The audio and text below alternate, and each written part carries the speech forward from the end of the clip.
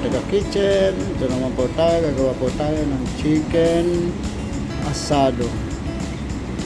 Ito po, kailangan natin ng 5 kilong manok, star anise, sibuyas at bawang. At ito na, naka-fried na po ang ating patatas at ang ating onion. Yan po ang ating itatoppings, onion at patatas. Ngayon po ay gigisa na po natin ang ating chicken. May nakalimutan po tayo, ang ating sugar.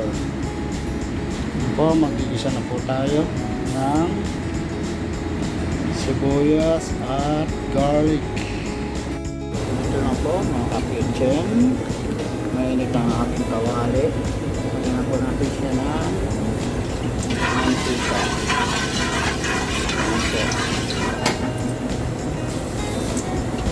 Isa muna po natin yung star anise.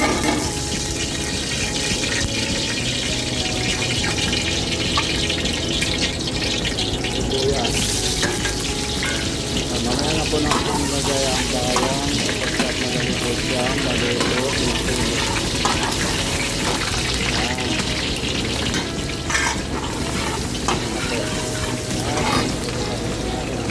Sugar. Namakakain na po natin. At saka natin ilagay ang ito po ha. Ito. Lagyan natin ang ating chicken. Nagwagayin na natin po yan.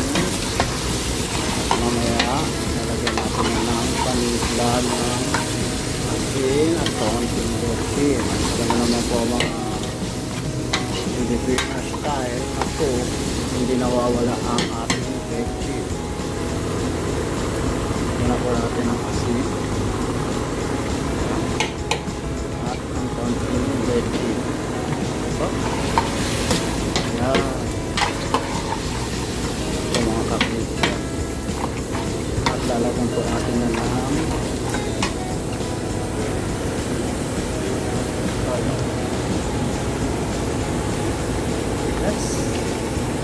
oil lang.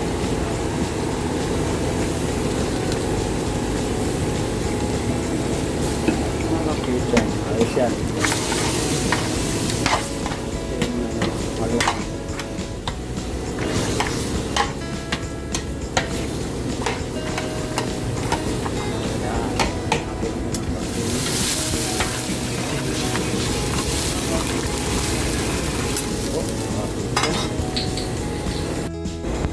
Guys, buksan na po natin ang ating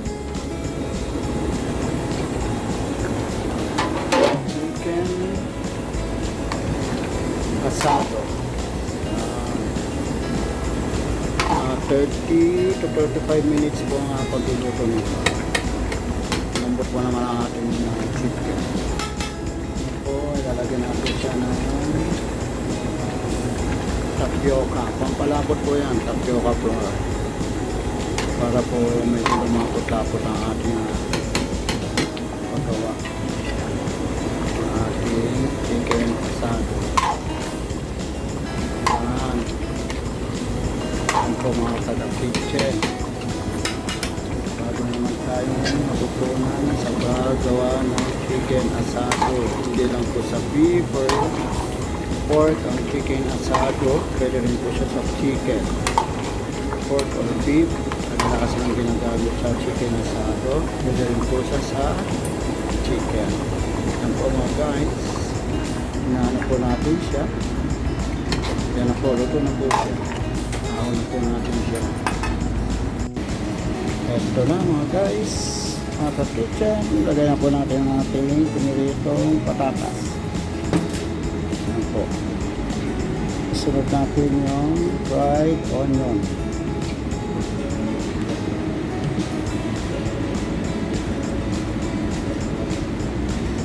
Yan na po ang ating chicken asado. Thank you guys. Please Sa mga hindi pa po nakaka-subscribe sa channel na ito, sa Bar Kitchen, paki-subscribe na lang po and like and share. And pakipindot na po ang bell button upang kayo ay maging updated sa notification ng aking mga ginagawang food. Salamat po mga guys. Thank you very much. Sa ulitin.